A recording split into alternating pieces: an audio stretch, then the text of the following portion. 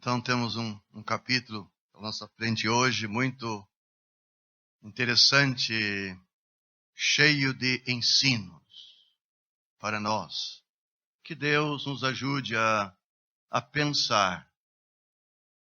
Depois de já estudarmos ontem de noite o capítulo 1, agora temos o capítulo 2. Pedro, o apóstolo, um irmão amado, como já ouvimos, era um simples pescador, mas um homem nas mãos de Deus, guiado pelo Espírito Santo de Deus, podia transmitir tantas verdades preciosas para animar crente sofrendo. Podia ser guiado como foi pelo Espírito Santo de Deus e também com amor. Um homem guiado pelo Espírito de Deus e também cheio de amor por esses irmãos sofrendo por causa do Evangelho, sofrendo pelo amor a Cristo. Meus prezados amigos e ouvintes, este mundo sempre foi inimigo de Deus e inimigo do povo de Deus, daqueles que se identificam com Cristo.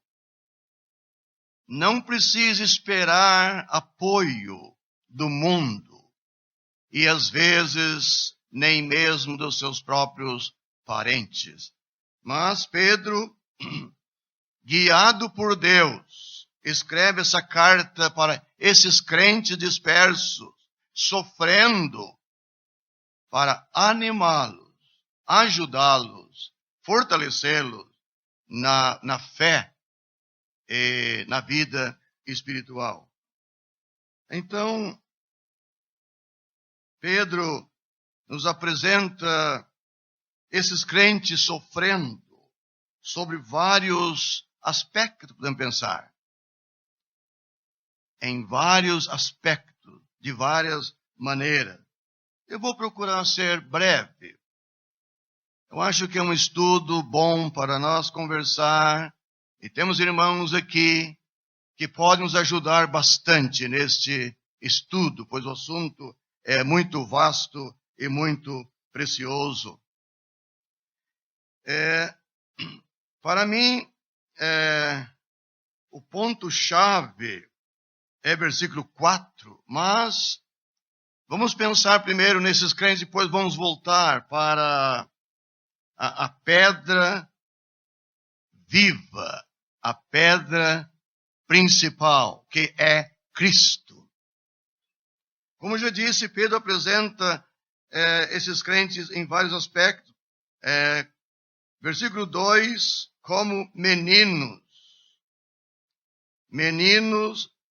que necessitam de leite, lemos isso ali no versículo 2, como meninos novamente nascidos, que pode se alimentar com um leite, o leite racional, não falsificado, a palavra de Deus.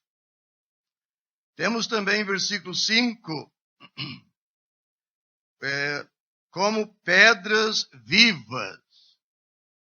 Olha, para mim isso era para animar esses crentes, sofrendo, longe da sua terra, como pedras vivas unidas a Cristo, também como casa espiritual e sacerdócio santos. Que privilégio, então, esses crentes tinham, longe da igreja, longe da sua casa, como vamos ver também, peregrinos, mas eles tinham tudo isso agora em Cristo. Em Cristo. Depois lemos no versículo 9, geração eleita. Olha aí. Geração eleita. Aqui temos citação do Êxodo 19, 5 e 6. Sacerdócio real. Vamos pensar nisso depois. E povo adquirido. Povo adquirido. Temos essa mesma ideia, esse mesmo princípio em Efésios 1 e 14. E também, versículo 10, é povo de Deus. Olha aí, povo de Deus. No Antigo Testamento, o único povo de Deus era o povo de Israel, a nação de Israel. Mas eles, por enquanto, perderam aquilo por causa da sua desobediência. Perderam esse privilégio, pelo menos por enquanto. E isso faz me lembrar do que Paulo escreveu a Tito, falando para aqueles crentes lá naquela ilha de Creta, povo especial, povo de Deus, especial, zeloso e de boas obras. Deus tem um povo hoje das nações, salvando pecadores aqui e ali e formando o seu povo, ou seja, a sua igreja. E também lemos no versículo 11, esses crentes como peregrinos e forasteiros, longe da sua pátria, da sua terra, peregrinos e forasteiros. E depois temos versículo 12 a 13, a sujeição, a autoridade, e depois 18, também sujeição dos servos na casa do seu senhor ou seu patrão.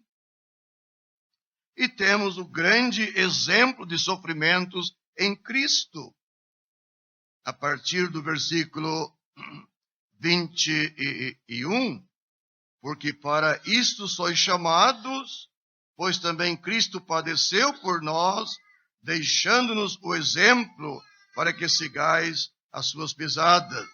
Então, o Senhor Jesus Cristo passou por esse mundo e sofreu muito. Ninguém sofreu e ninguém vai sofrer mais do que ele. Temos ele aqui apresentado para esses crentes, Cristo como um exemplo. E também podemos pensar que Cristo, aquele que cuida do seu povo, o bispo da vossa alma, aquele que cuida, aquele que está à disposição do seu povo.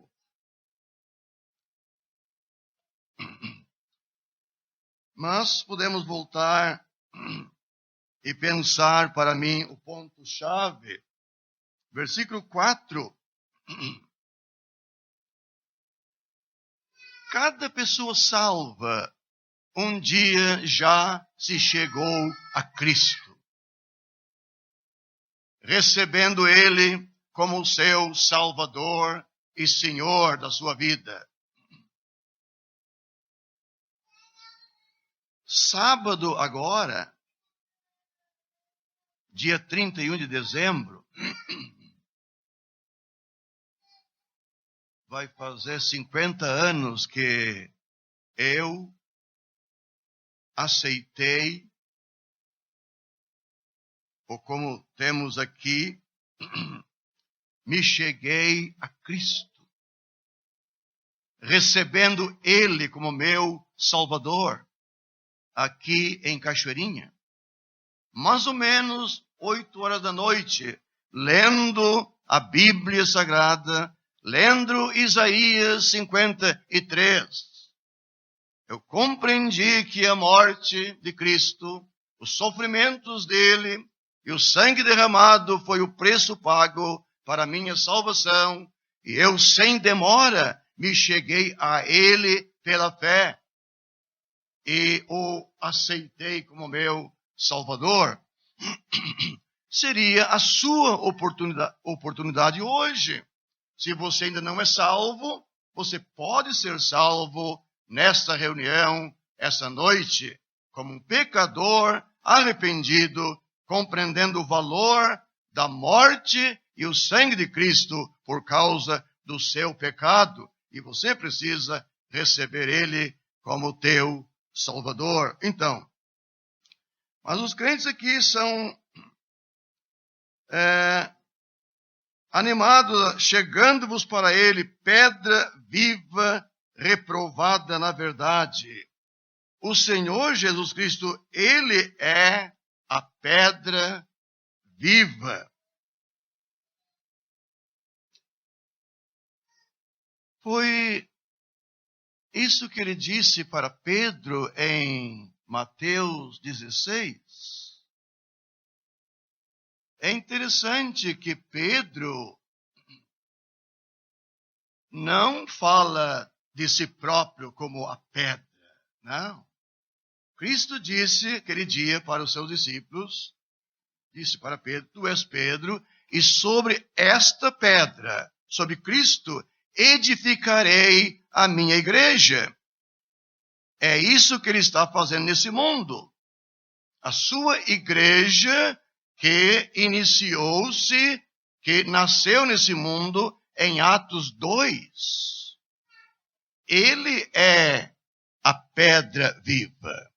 Ele é a pedra principal. Então, temos aqui, Pedro diz, chegando-vos para ele a pedra viva, reprovada na verdade pelos homens. Que coisa!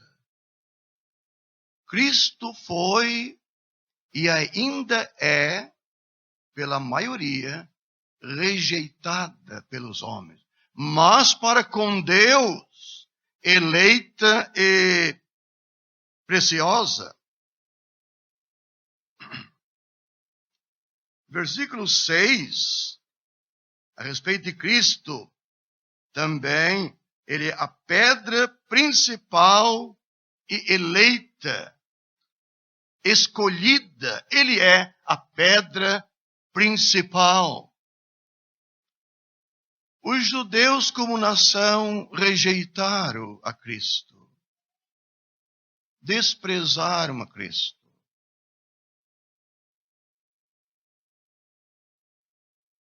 Não tinha lugar nem para o seu nascimento. É isso que lemos lá em Lucas 2:7. Não havia lugar para eles na estalagem. E, meus prezados ouvintes, você também precisa dar lugar a Jesus Cristo. Sem Cristo, todos nós estaríamos perdidos no caminho para o inferno. Versículo 7 diz aqui que é preciosa. Versículo 8, é solene isso. Pedra de tropeço e rocha de escândalo. Pois é, os judeus e muita gente tem tropeçado e se escandalizado, né, em Cristo. E depois temos de novo, Cristo já padeceu. Pedro podia animar aqueles crentes, fazendo eles pensar em Cristo, aquele que já passou por esse caminho de sofrimento, padecimento, rejeição, desprezo, perseguição. O mestre de vocês, o salvador de vocês, já passou por esse caminho. E já padeceu por nós. E como já disse, a partir do versículo 11, temos esses crentes como peregrinos que no mundo, depois o comportamento deles entre o povo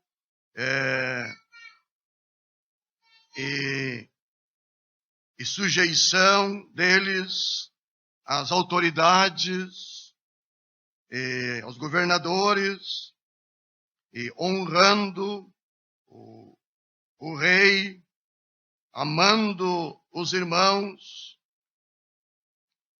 e também os servos sujeitos ao seu senhor, seu patrão.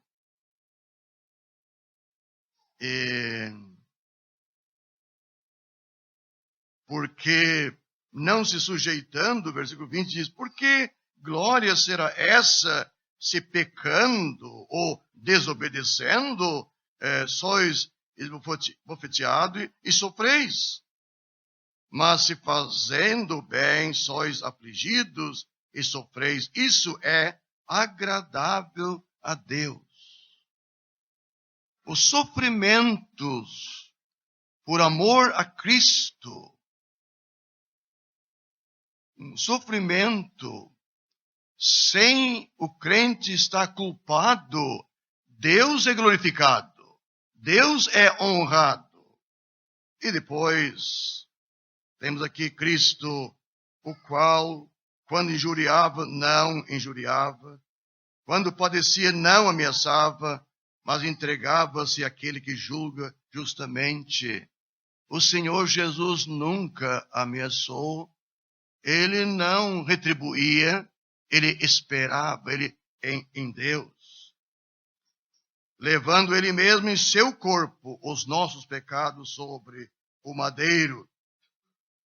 E o capítulo termina, porque eres como ovelha desgarrada. Esses crentes antes eram, como nós também, ovelhas desgarradas, extraviadas, perdidas.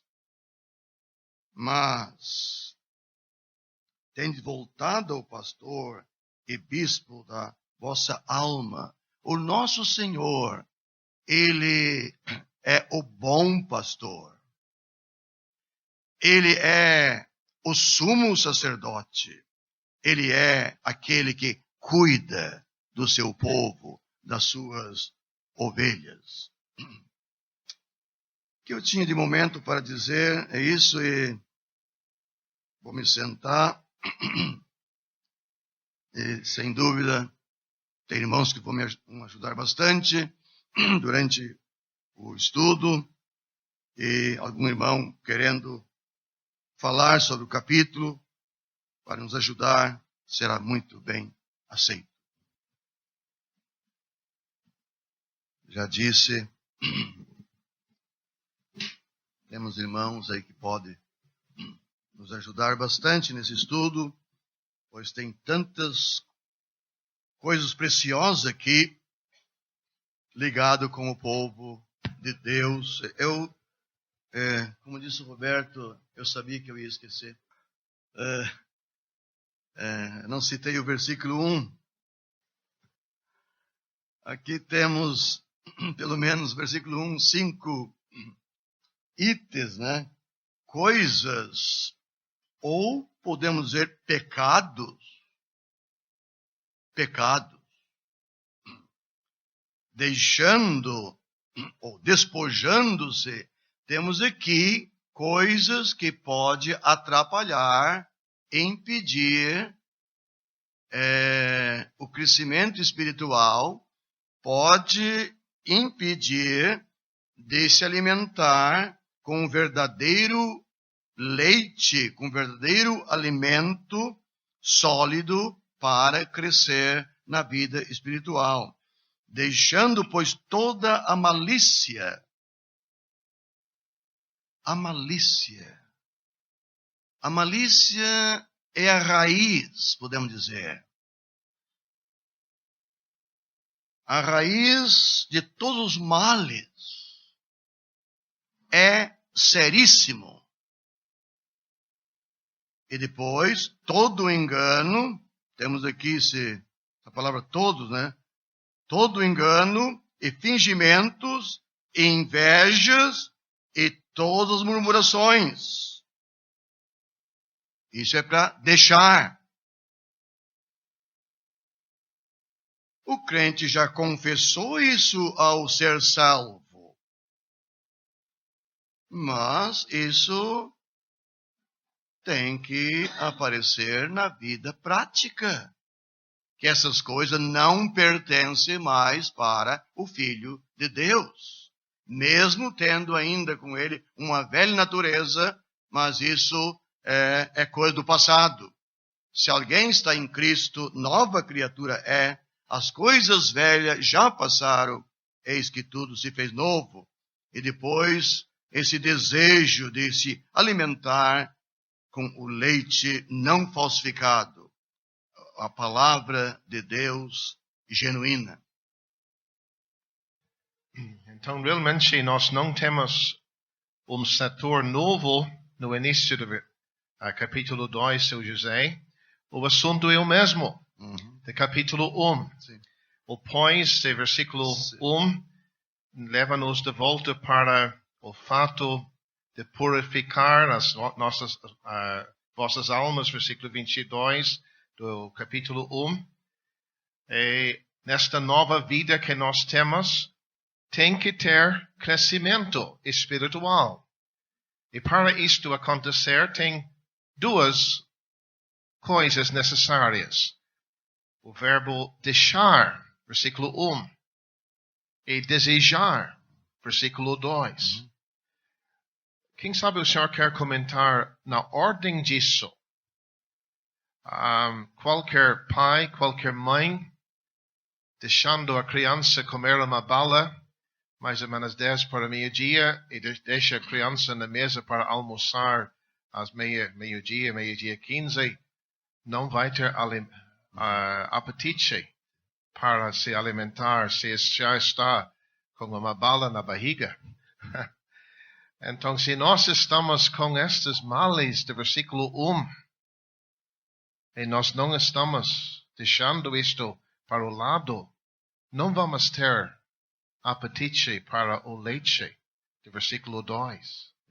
Isto é muito solene. Muito. E o resultado, impedimento de crescimento espiritual.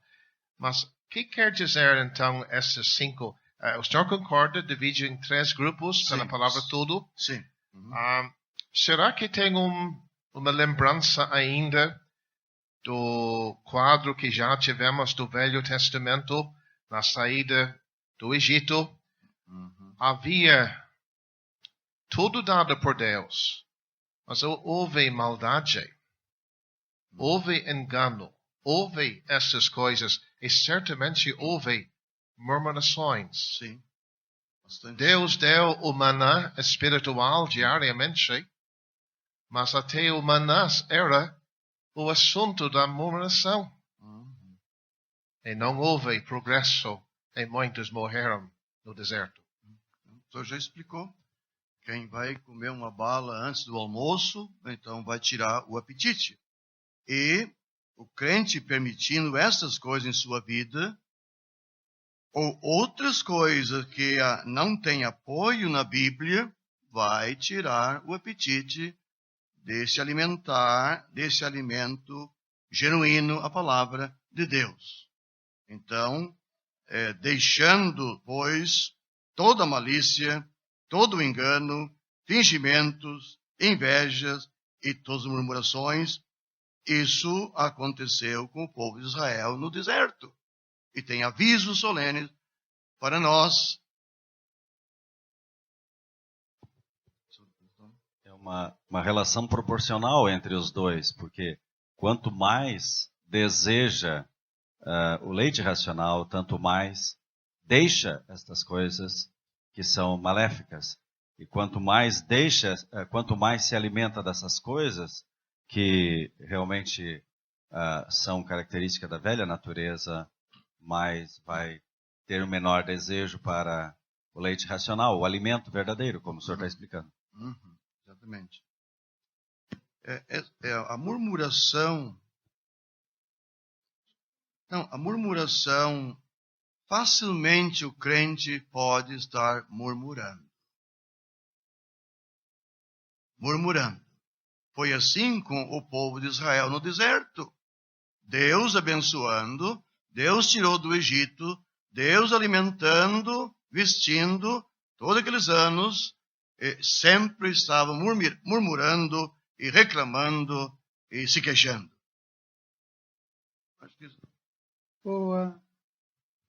O apóstolo Pedro, mesmo sendo um pescador, ele tem interesse no alimento.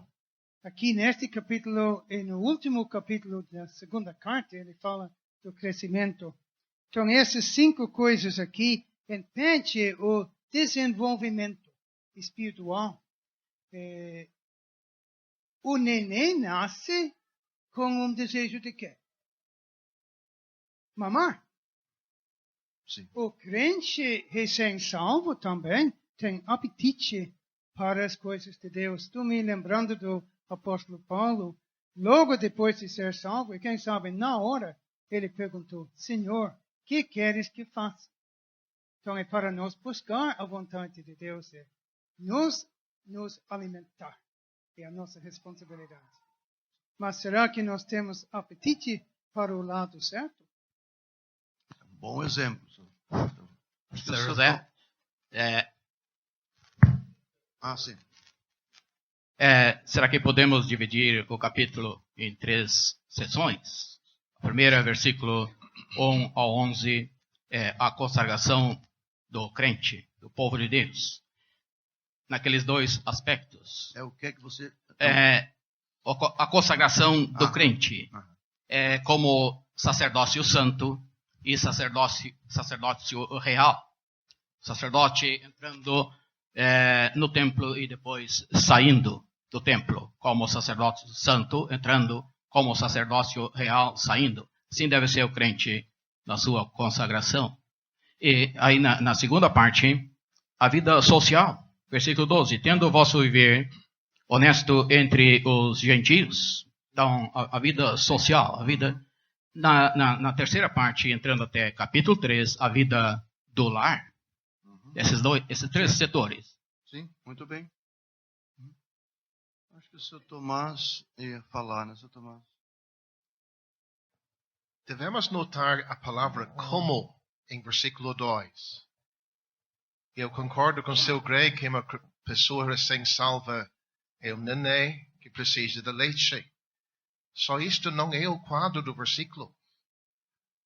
O crente mais maduro aqui hoje deve ter este quadro. Como meninos recém-nascidos. Será que temos isto, irmãos?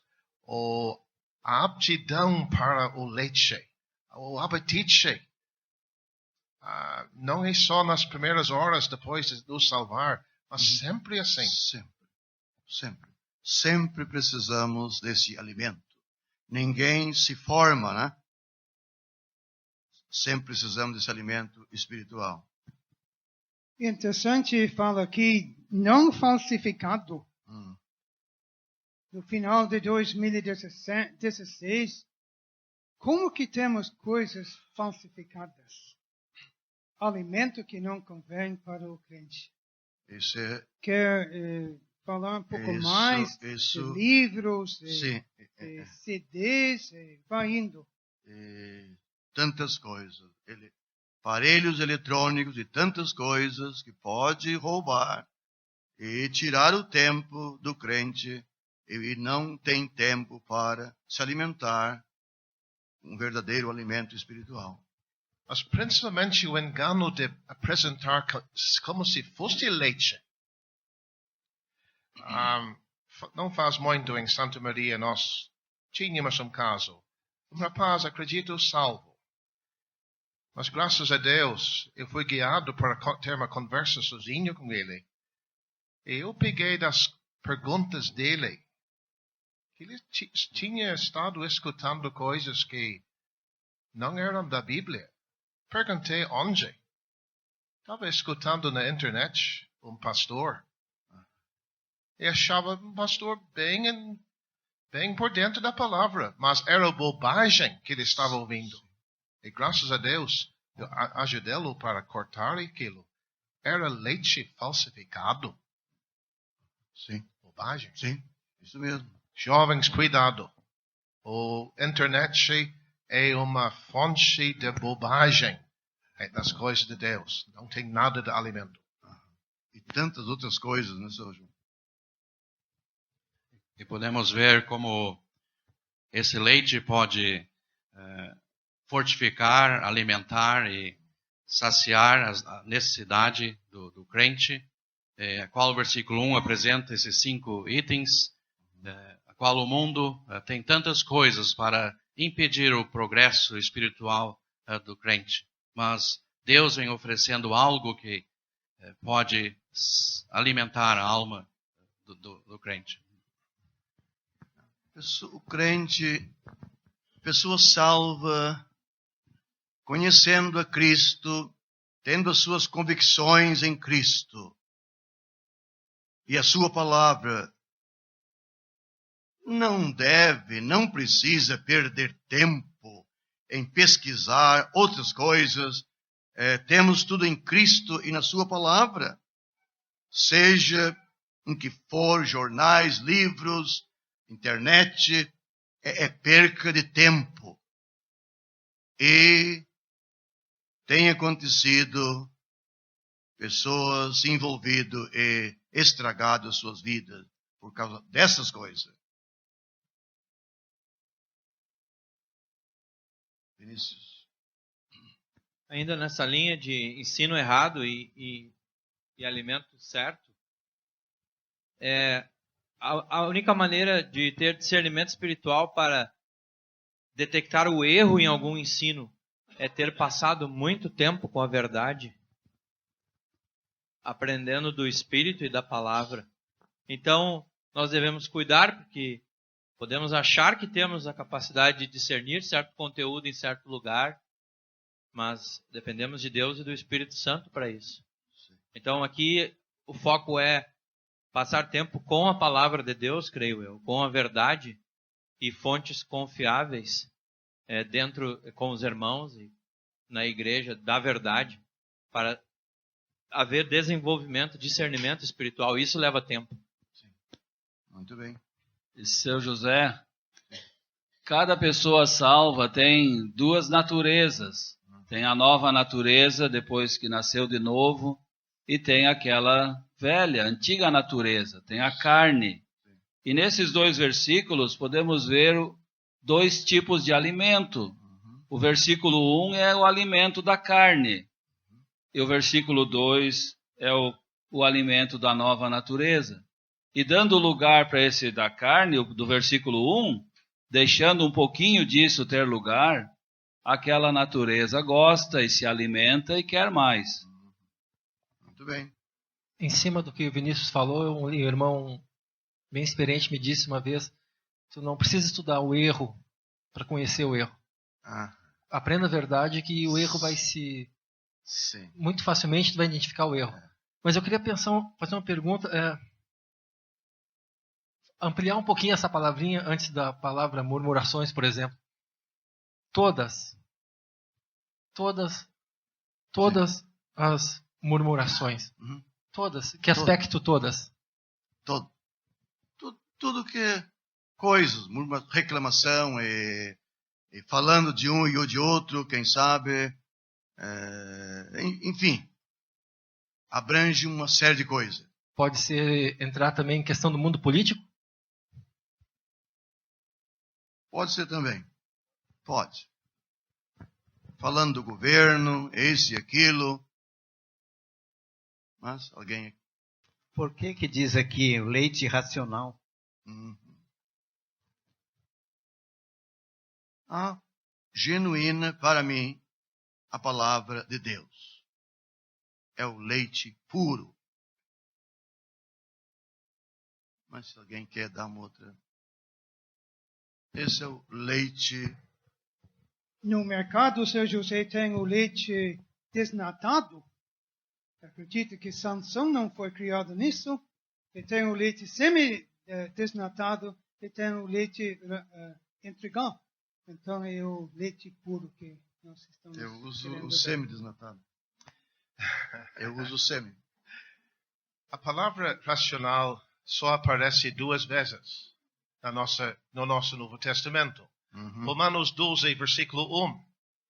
Assim. Você lembra aquele exortação do apóstolo que a sua sacrifício sobre o altar racional é algo ligado com a mente. Lá, algo que a mente mede, pode medir, pode entender. Está ligado aqui, irmãos. Este leite é para encher a mente. É interessante, o setor começou no estudo de São Tomás ontem, cingindo os lombos do entendimento. Como? Tendo leite para encher a mente. Quem sabe São Tomás quer comentar mais sobre isso? Seu José, juntando os aspectos do crescimento até este momento, o que compromete o crescimento, temos de nos afastar, deixar. O que promove o crescimento, a palavra de Deus. Então, será que temos algo a mais? Passando para o versículo 4. A palavra de Deus e agora, chegando-vos para Ele. Isso se refere à minha vida de oração, o tempo que eu tiro na presença de Deus. O senhor já está explicando. Se é isto, já temos um fator indispensável a mais. Sim. No assunto do crescimento. Sim. É tão bom ler a palavra de Deus naquele ambiente distante do mundo, a sós com Deus. Então, quem sabe, eu não sei se eu estou apurando demais, não tá mas quem sabe temos algo a desenvolver em versículo 4 em diante. Esta aproximação dele. Sim. E versículo 5, São Tomás, chegando-vos para ele, a pedra viva, mas para com Deus. E esses crentes chegando-se a ele, versículo 5, para oferecerdes sacrifícios espirituais agradáveis a Deus. Como o senhor já citou, o crente em oração, em comunhão com ele, e lendo sua palavra, então vai ter condições espirituais para oferecer sacrifícios de louvores e agradáveis a Deus. O versículo 3, né, São Tomás? Porque esses já tinham provado, né, que o Senhor é benigno. Que indica, seu José, que esses crentes encontraram o Senhor na leitura da palavra de Deus. E nós temos de admitir que a pessoa centralíssima da Bíblia é a pessoa do Senhor Jesus Cristo. É triste estudar a Bíblia e não ver, não enxergar a pessoa de Cristo. Então, é algo fundamental. O estudo da Bíblia aumenta meu conhecimento do meu Senhor. E aí, une a isto, esta aproximação, chegando-vos. Eu acho que temos algo raro em nossos dias, mas preciosíssimo. O crente que goza no dia a dia de tempo na presença de Deus. E aqui tem um aspecto quase que congregacional.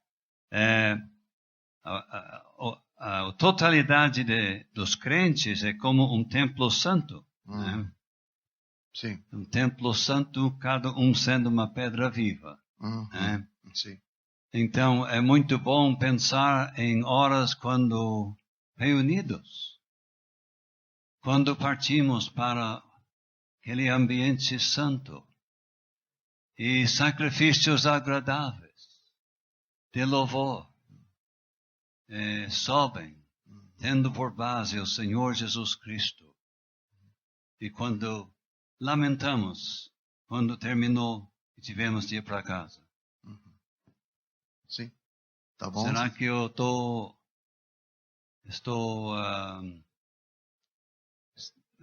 impondo muito nessa passagem, aplicando assim? Não, está muito bom, muito bom. Só queria dizer uma coisinha mais. Todos nós precisamos do que temos aqui. Cada crente não tem idade. Todos nós precisamos desse alimento e desta comunhão e oração.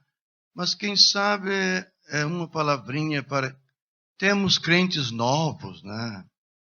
Com muita facilidade hoje, por meios eletrônicos, como já foi citado, mas nós temos aqui a verdadeira receita, a Bíblia, a Palavra de Deus, a comunhão com Deus, comunhão com o Senhor Jesus Cristo, as reuniões do povo de Deus, e assim vamos aprendendo cada vez mais e nos firmando e conhecendo melhor o nosso Senhor Jesus Cristo.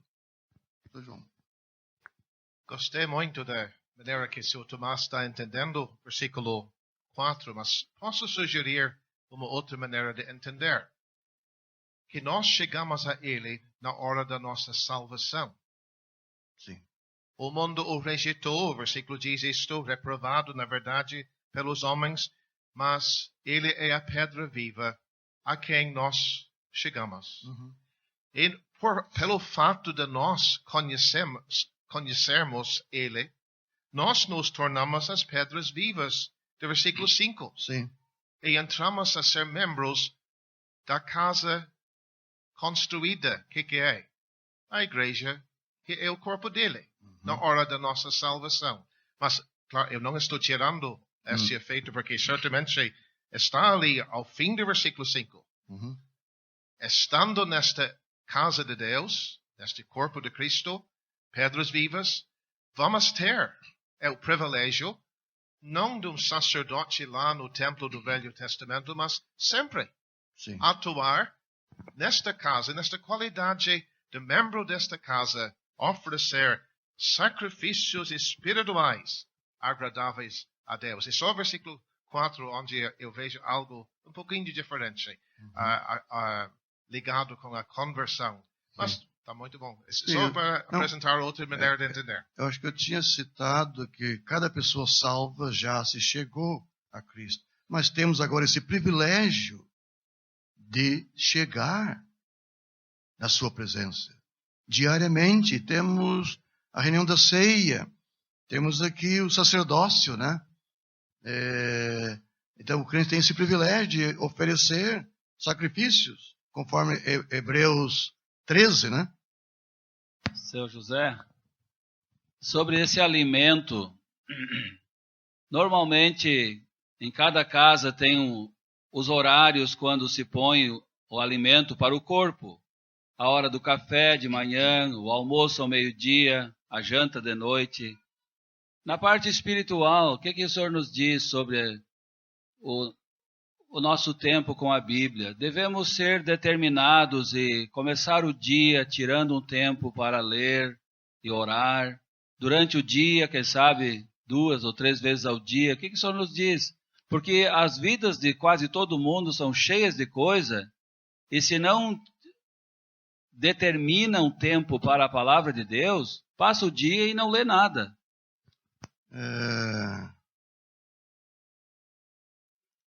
É que eu vou dizer, sim, você já explicou tudo, mas eu ouvi de um irmão que está aqui há anos em Cachoeirinha, que tem crentes que saem de manhã cedo para o trabalho, e se ele pode tirar 10 minutos, eu acho que nem era 10, 2 minutos, esse crente, lendo com interesse, ele pode colher, aprender, quem sabe tanto como outro irmão que tem 2 horas por dia para ler a Bíblia.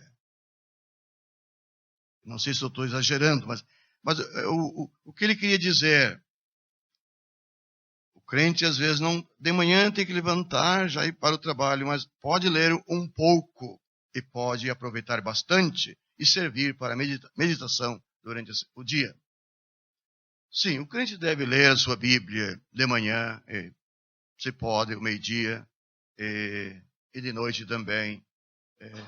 Mas tem aquele horário que ele pode ler mais. Deve caprichar. Eu me lembro quando trabalhava, o meio-dia eu não costumava ir para a rua. Todo o pessoal ia para a rua. Eu ficava escondido lá dentro. Uma bíbliazinha lá. Ou um outro livro. Seu José, eu me criei numa cidade que na época era super católica. Cedo eu comecei a perceber que eu era um sacerdote. Eu estranhei muito, porque conforme a orientação que eu tinha, sacerdote realmente não era lá uma profissão tão elevada. Aqui tem uma confirmação daquilo que me ensinaram. Um sacerdócio. Então, seu José, o senhor é um sacerdote? Eu sou um sacerdote?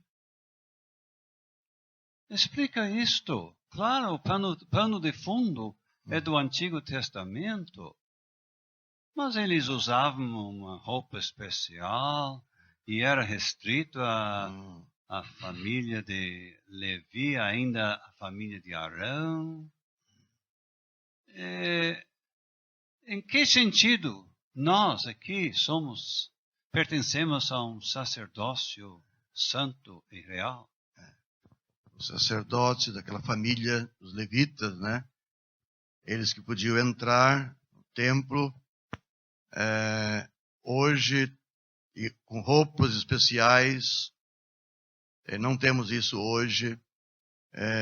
O crente pode entrar na presença de Deus, é sacerdótico, justamente podemos entrar na presença de Deus, no trono de Deus, por nosso Senhor Jesus Cristo, por meio dele. Podemos entrar na presença de Deus e falar com ele, oferecer a nossa adoração, a nossa gratidão e até interceder por outros. E desta forma somos sacerdotes. Todo crente é um sacerdote. Inclusive as nossas irmãs, né? Sim, as irmãs também. Seu José. Posso completar? Sim. E, na qualidade de um sacerdócio real, sair para servir ao nosso Deus por aí. Uhum. Eu estava lendo sobre, só um momentinho, os sacerdotes eram da família de Arão. Os sacerdotes agora, conforme, é outra ordem, né? A ordem de Melquisedeque. Melquisedeque era sacerdote e rei. É isso?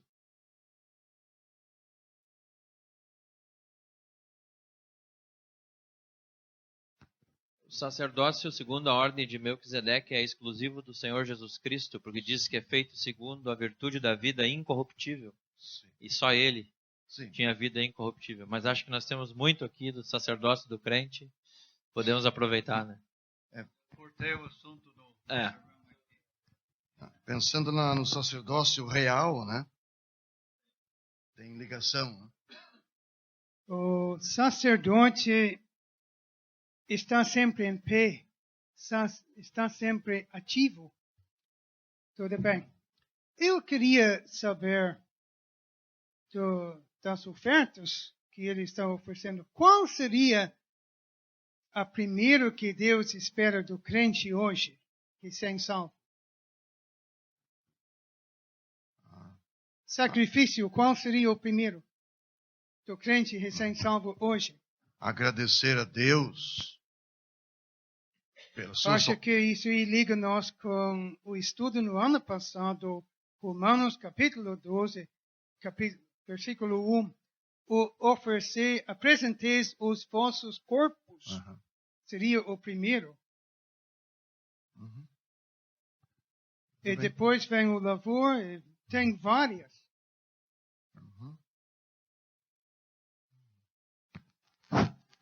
Será que tem alguma diferença entre sacerdócio santo ou sacerdócio real? Por isso que eu citei, alguém pode me ajudar? Eu citei, o crente tem ligação com Cristo, né? Eu penso que a primeira é no versículo 4. Chegando vós para ele, pedra viva. Vós também, como pedras vivas, sois edificados, casa espiritual e sacerdócio santo. Está entrando no Santo dos Santos. No versículo 9, mas vós sois a geração eleita, o sacerdócio real, a nação santa, o povo adquirido, para anunciardes as virtudes daquele que vos chamou das trevas para a sua maravilhosa luz. Agora o sacerdócio real está saindo. Então ele entra e sai para apresentar. Então, sacerdócio santo, sacerdócio real. Nós lemos de vários dons em Romanos, Coríntios, Efésios. Nós não estamos tratando nenhum dom agora. Nós estamos tratando o amor por Cristo. Leva-nos a fazer estes sacrifícios. Sim. E um sacrifício é algo que custa. Muito precioso nos lembrar, vamos ser sacerdotes e reis para sempre. Não é só aqui. Sim. Somos gente celestial. Servimos a Deus aqui, só à luz daquilo que vamos ser eternamente. Muito bem. Seu José, é precioso ver irmãos, por exemplo, anunciando o Evangelho na reunião da pregação, domingo de noite. Mas como é importante ver aquele irmão, antes de subir à plataforma, quem sabe se levantar na ceia do Senhor e ter algo no coração, uma apreciação, um verdadeiro sacrifício agradável a Deus, na lembrança do seu Filho e trazendo ações de graça, louvor, adoração. Eu acho que isso é bem importante. As duas coisas estão aqui. Na presença de Deus e depois saindo, servindo, quem sabe, fora, no mundo. Muito precioso isto. Na ceia, cada crente, na ordem, se levantando com a palavra de adoração, e engrandecendo o nome do Senhor Jesus Cristo. Eu não sei se eu não vou sair fora um pouco, mas na igreja em que eu me criei, era mal visto aquele que pregava muito domingo da noite e dificilmente se ouvia em agradecimento na ceia. Era mal visto. Eu falo de gente que era bem mais velho que eu. E conheço irmãos que nunca pregaram e nunca se levantaram na reunião da ceia. Para nada. Eu não entendo isso. Por quê? Versículos 6 e 7. Ouvimos ontem de noite do conhecimento que Pedro tem do Velho Testamento. Interessante. Ele liga Isaías com os Salmos. A citação do versículo 6 e Isaías 28. A citação ao fim do versículo, versículo 7, vem de Salmo 118. Cristo como a pedra da esquina. Nós, mais uma vez, ficamos maravilhados em ver um pescador, onde a palavra de Deus estava na mente dele. E olha, confesso, só faz pouco que eu vi que era destas duas passagens. Nunca notei, Sim. até pouco. Pois é. São citações, né, do Velho Testamento. Então, versículo 6, pelo que também a Escritura se contém, eis que põe em Sião a pedra principal da esquina. E para aqueles que eleita e preciosa, quem nela crer não será confundido. Para os que creem, não serão desapontados. E assim para vós que credes, é preciosa. Para todo crente, o Senhor Jesus Cristo, Ele é precioso. Ele aprecia, Ele valoriza. Mas para os rebeldes, a pedra que os edificadores reprovaram, essa foi a principal da esquina. Eu acredito que continua aqui apresentando a igreja, o corpo de Cristo, o templo santo que abrange todo o salvo. A força do termo eu ponho em Sião.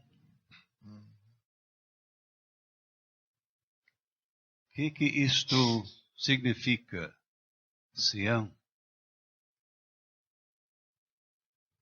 O senhor nos explique.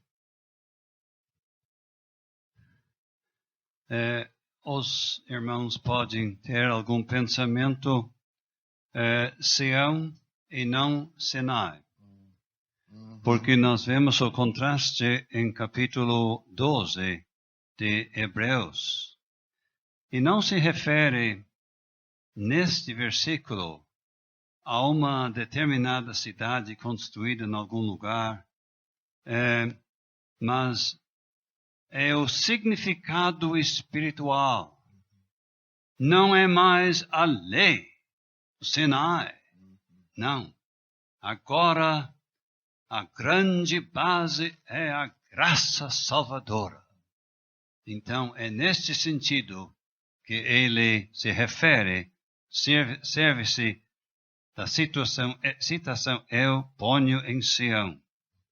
A base da graça de Deus é a base deste templo santo. Não sei se os irmãos concordam.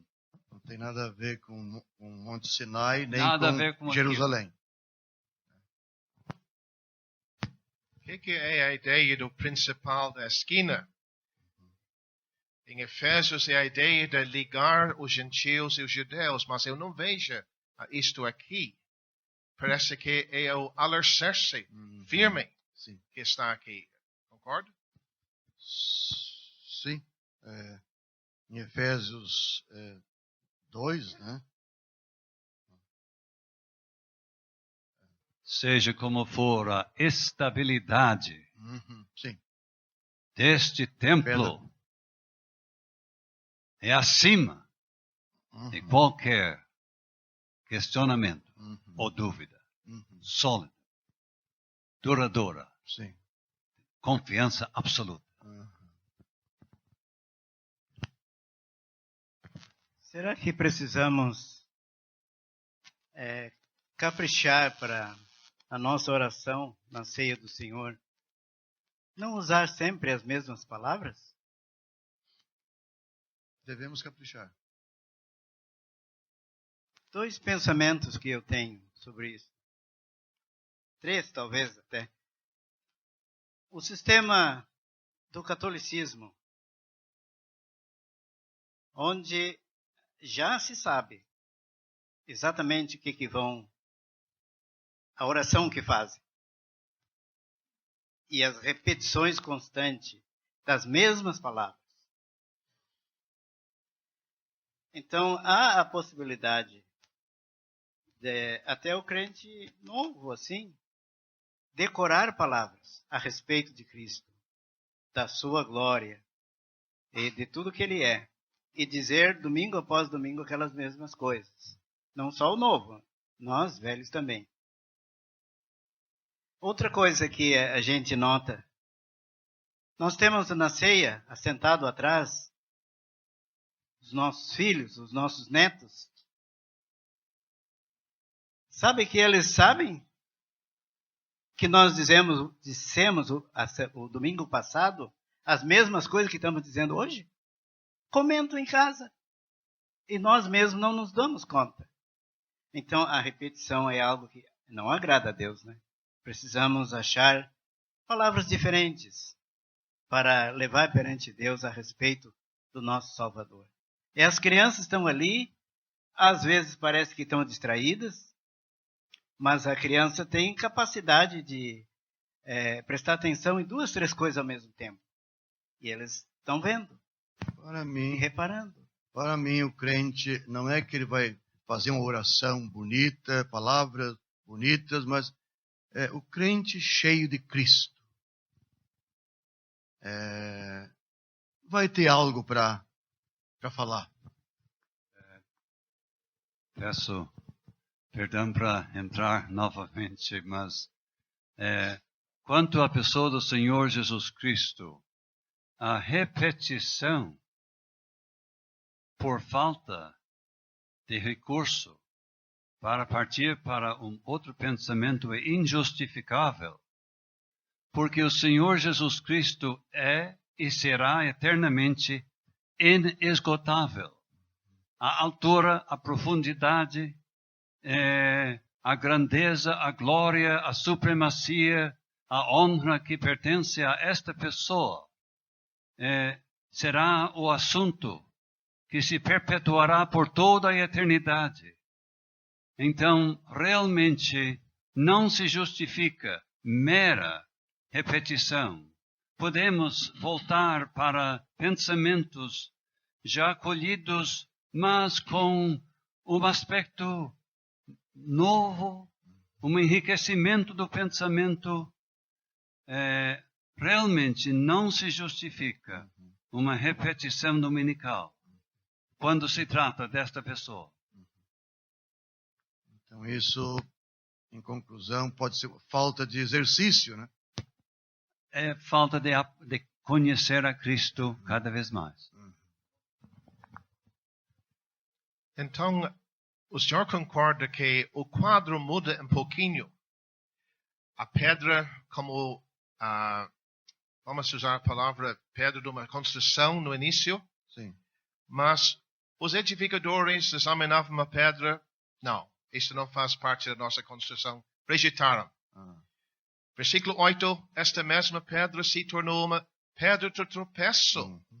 Mas mais, uma rocha, na nossa versão diz de escândalo. A ideia é de uma barreira. A barreira para a bênção. Eles rejeitaram a Cristo e agora o fato de rejeitá-lo. Eu queria ajuda com a parte final do versículo 8. Sendo desobedientes para o que também foram destinados. Não é que foram destinados ao inferno. Sim. Mas a palavra de Deus mostra que quem rejeita Cristo está se destinando a si mesmo para o juízo. Concorda com isso, irmãos? Exatamente. Mas é importante ver a diferença no quadro da palavra pedra. Eu até anotei ali, o Senhor Jesus, ele é o Salvador, né? E também o juiz.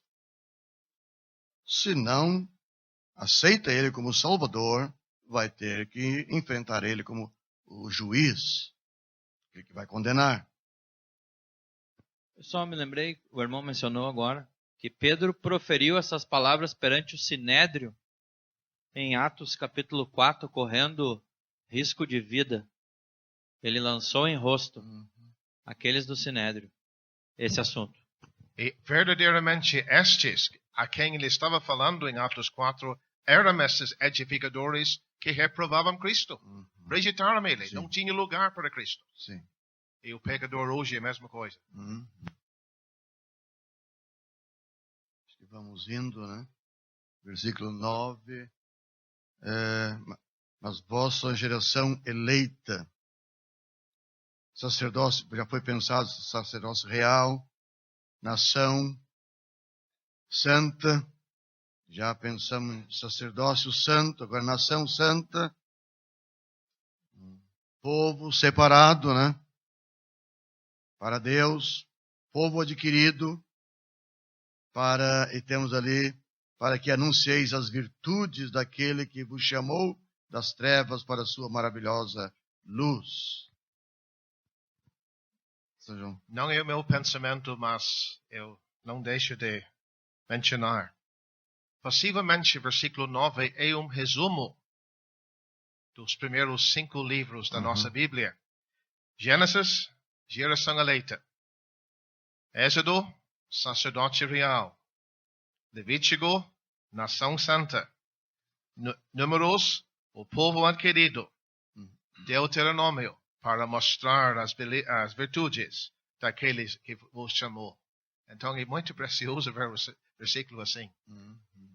Um resumo do Pentateuco. Tudo isso tinha no Velho Testamento, né? O Senhor conhecia bem o homem que ouvia isto, seu Albert McShane. Mas Pedro mostra, versículo 10, nosso horário vai. E vós em que outro tempo não eres povo, mas agora sois povo de Deus, que não tinhas alcançado misericórdia, mas agora alcançastes misericórdia. Então, uma vez não eram povo de Deus, mas agora, pela misericórdia de Deus, foram abençoados com essa tão grande salvação, e chamado povo de Deus. Seu José, como a Bíblia, e agora esta passagem, define bem o que é a salvação? Aos poucos eu fui aceitando. Não. Um tempo antes, o dia de salvação e o dia da salvação e o dia da grande mudança. Não eres, mas agora sois.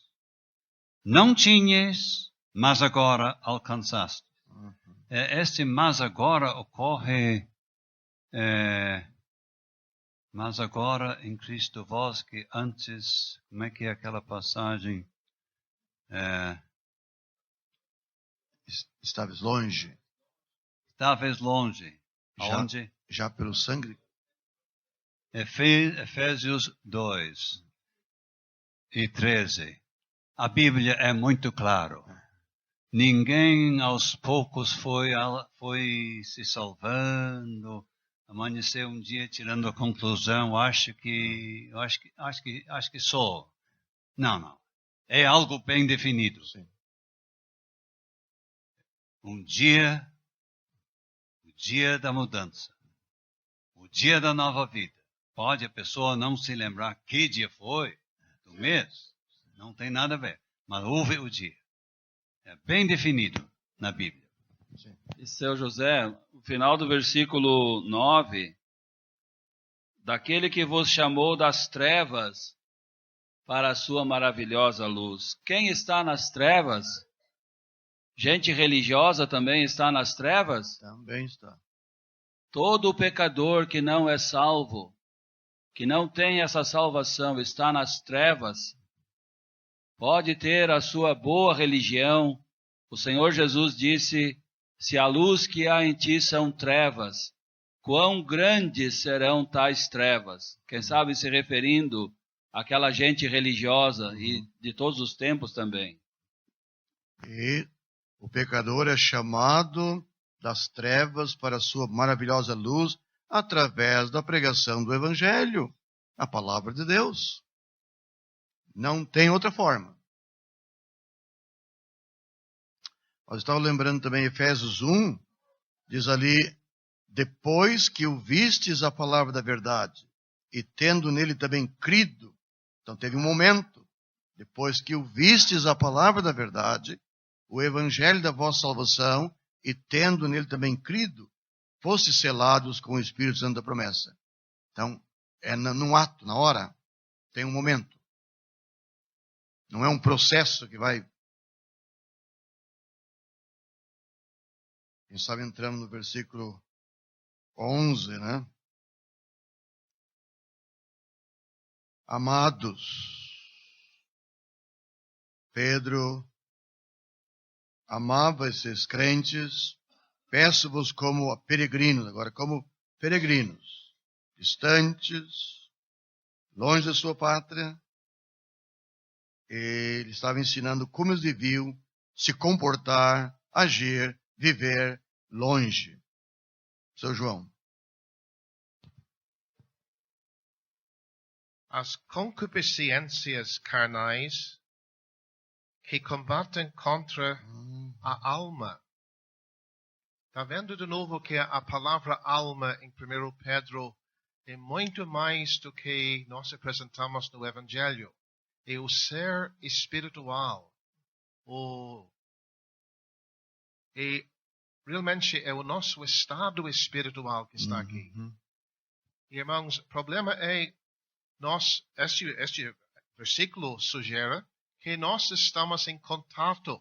Esses peregrinos e forasteiros estão em contato, igual a Ló em Sodoma. Tem contato com aquilo que contamina. Então, qual é o caminho? Abster. O que quer dizer isto? Se distanciar.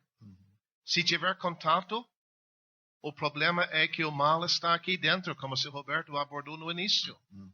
Mas a nossa responsabilidade é nos separar, nos afastar. E se o jovem quer fazer progresso nas coisas de Deus, só tem um caminho. Está aqui. Se distanciar. Sim. Muito bem. E ele segue, né? Tendo vosso viver honesto entre os gentios, eles estão cuidando, estão vendo, para que naquilo em que falam mal de vós, como malfeitores, glorifique a Deus no dia da visitação, pelas boas obras que em vós observem. O comportamento deles e nosso também deve ser um comportamento honesto, mesmo sendo não aceito por eles, mas enfim, serve para a glória de Deus. Seu José, o seu João já falou, versículo 11, essas coisas carnais que combatem contra a alma, que fazem mal à vida espiritual. Hoje em dia tem muita facilidade, com 2 ou 3 cliques, aonde que a nossa alma pode se envolver na frente de uma tela. Que Deus nos ajude. É um perigo, quem sabe, que está por aí. Muito bem. Nesse assunto ainda que o Roberto mencionou, eu quero fazer uma pergunta. Nós estamos aprendendo aqui que as concupiscências essas vêm da nossa velha natureza, combate interior. Como que o crente se abstém, aqui fala abstenhais. Eu queria que os irmãos nos ajudassem mais. O que é se abster? Como que isso funciona na prática? Evitar aquilo. Evitar, deixar, não se envolver. Não procurar. Mas outros irmãos podem. Eu acho que o que acabamos de estudar no início do capítulo pode conduzir quase a uma abstenção automática. Sim. Não digo em total, em absoluto. Mas alimentando-se na palavra de Deus, dá uma satisfação que tu não encontra em outro material nenhum. E daí, crescendo espiritualmente, para quem está crescendo, aquilo passa a ser o alvo principal da vida. E daí nós temos o que surgiu em versículo 4. O ambiente da presença de Deus. Olha, estes fatores realmente estragam a pessoa para o que se oferece ali fora no mundo, no clique. Ele está já abster-se. Abster-se? Eu não quero mais. Pelo que eu tenho. Isso aí não me chama mais a atenção. Muito obrigado. Não faz parte mais da vida, né? Em capítulo 1, São José, versículo 15, santos em toda a vossa maneira de viver. Né? E aqui nós lemos, tendo o vosso viver honesto entre os gentios. Daniel lá em Babilônia, capítulo 6, aqueles príncipes lá estavam de olho nele. Mas o que acharam? Nada, nem vício, nada. Nem vício, nem culpa. Então, isso que nós estamos querendo aprender aqui. Eles podiam observar as boas obras de Daniel. Sabiam que ele iria abrir a janela para o lado de Jerusalém para orar. E eu estava observando exatamente isto, porque naquilo em que falam mal de vós, observem ao mesmo tempo estão observando as boas obras. Aquilo que fazem para a glória de Deus. Então, muitos entre nós têm padecido exatamente isto. Perseguição, pessoas que muitas vezes no trabalho sofrem a questão de falarem mal. Mas aquele que está passando por isso, de uma certa forma pode perceber que aquele que fala mal observa as obras que aquele crente pratica. Eu acho que isso é algo que nos anima, lendo esse versículo. E nestas horas em que alguns de nós passam por isto, se animar, olha, vale a pena, mesmo sofrendo esses ataques, porque é algo que é para a glória de Deus. Aqueles homens falavam mal do Senhor Jesus Cristo, mesmo falsamente, e Pilato, examinando, tinha que confessar, não acho nenhum crime nele, nenhum defeito. O dia da visitação, seu José, é em bênção. Se for assim, por exemplo, quando uma série de pregações vem numa localidade, mesmo aquele vizinho que quer achar falha, como vimos, no crente, mas se o crente tem vivido como deve, ele vai ter que aceitar este crente é o melhor vizinho que eu tenho. Ele tem algo que é real. Então fala aqui da graça de Deus em bênção. Irmãos, o trabalho do Evangelho não é fácil em 2016 ou nem em 2017, de certo?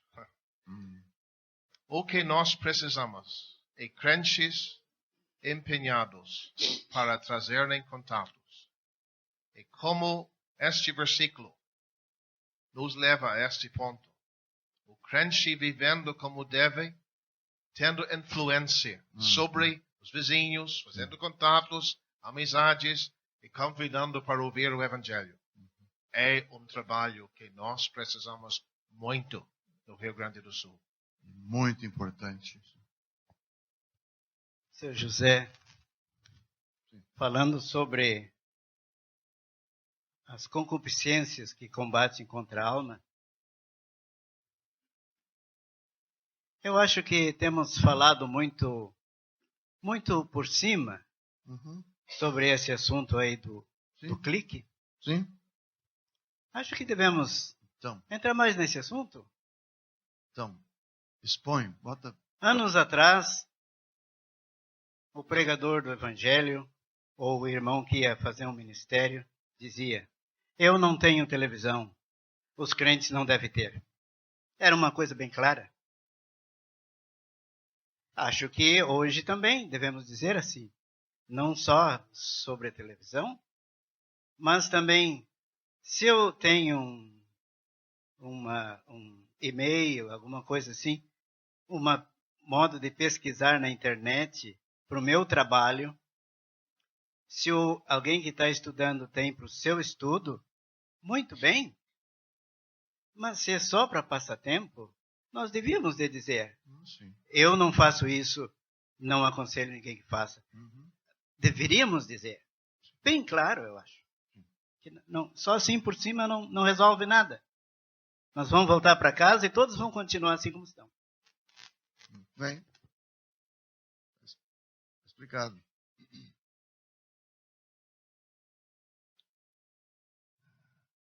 Então temos o ensino aqui também, o dever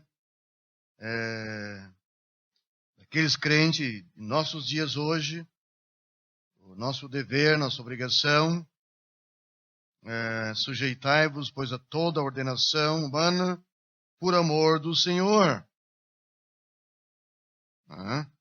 Por amor do Senhor, quer ao rei como superior, governadores, assim por diante,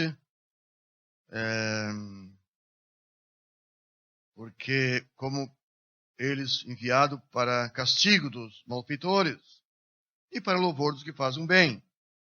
Então o crente, cumprindo com as suas obrigações, seus deveres, não tem nada a temer, até ele é louvado.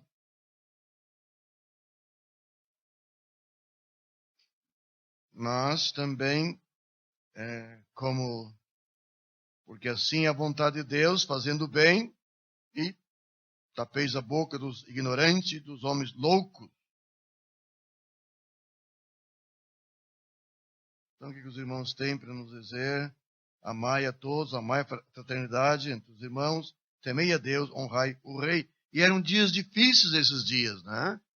Quando Pedro estava ensinando esses irmãos como deviam agir com as autoridades, eram dias difíceis.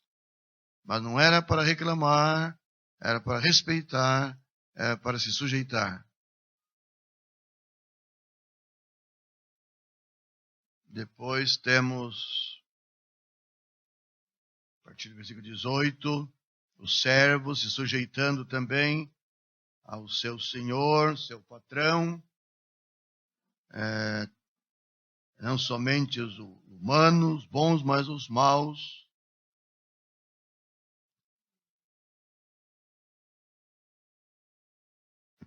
Seu José, estes servos eram escravos? Eu sem acredito salário, que sim. Sem poder queixar. Sim.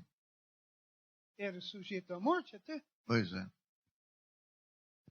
Até apanhar. Mas se comportando, conforme lemos ali, versículo 20, né? Porque que glória será essa se pecando sois esbofeteados e sofreis, mas se fazendo bem sois afligidos e o sofreis, isso é agradável a Deus. Então, ficando em sujeição, Deus estava sendo glorificado. E ele cita o grande exemplo do Senhor Jesus Cristo, né? Porque para isso sois chamados. No mundo evangélico, aqueles que se convertem vai ser um mar de rosa. Não é isso que a Bíblia ensina. Não. Porque para isso sois chamados. Pois também Cristo padeceu por nós, deixando-nos o exemplo para que sigais suas pisadas. Então, esse mundo aqui é contrário a Deus e ao povo de Deus, sujeitos a sofrer.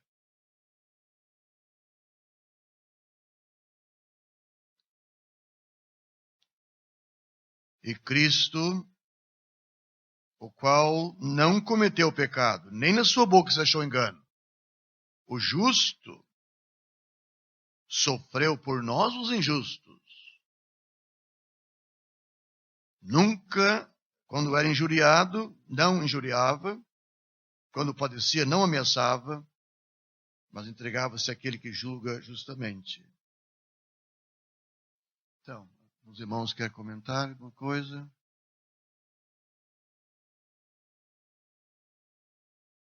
Então aqui ensina que devemos nos sujeitar às autoridades, rei, governadores, mas o crente deve ficar longe de se envolver com a política. Estamos vendo no país aqui em que vivemos, o assunto da política é lamentável. Então, o crente tem um caminho melhor, não precisa se envolver com isso, né? Bancada evangélica, o crente não se envolve com isso. Evangélica do mundo. É muito impressionante seu José, nosso versículo 24, levando ele mesmo em seu corpo os nossos pecados sobre o madeiro. Essa colocação é infinita. O conteúdo durará toda a eternidade para realmente assimilar. Mas não foi na ida para a cruz, não foi no jardim. Não foi no jardim de Getsemane. Sim. O hino diz, não só na cruz, mas no jardim agonizou por mim. Aqui diz, sobre o madeiro. Alguém pode dizer, para mim, ele entrou na questão do pecado nas 3 horas das trevas. Não diz isto em passagem nenhuma. O que diz? Levando em seu corpo os nossos pecados sobre o madeiro. Então, é um santo dos santos. E convém realmente encarar isto com reverência máxima.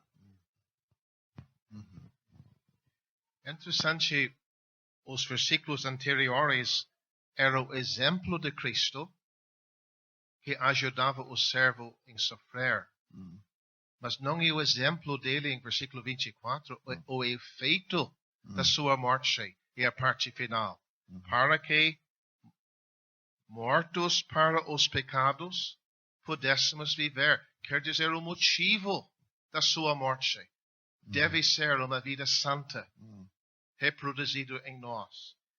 Viver pelas suas feridas, fostes sarados. Não é mais exemplo, mas o efeito, sim, da sua morte. Mais uma citação de Isaías, né?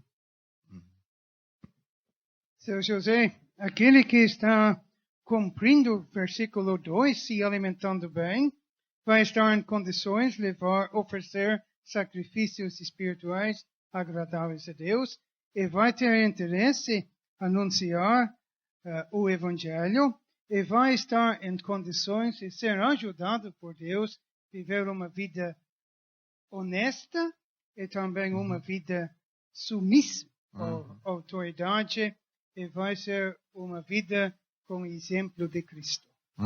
Muito bem. Eu queria comentar sobre o versículo 25. Sim, bom. João 10 diz, o Salvador mesmo disse, eu sou o bom pastor, eu dou a minha vida pelas ovelhas. Bom pastor, a cruz. Hebreus capítulo 13, ele é o sumo pastor da sua ressurreição. Mas aqui, ele é o pastor e bispo. Em capítulo 5, no estudo do seu Greg, em sexta-feira, nós vamos ouvir que ele é o pastor o sumo pastor, então eu estou errado em Hebreus. É grande, desculpe. Grande pastor em Hebreus 13.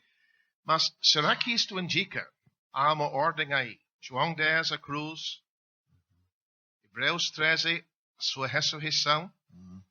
Exaltação. Aqui parece que indica a obra atual.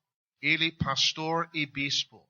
Como bispo, indicando a obra atual. Sim. Ele vendo e reparando com carinho cada ovelha, e logo vem o dia que ele vai vir como sumo pastor, onde os pastores vão de prestar conta a ele. Que ele está supervisando, supervisor, cuidando.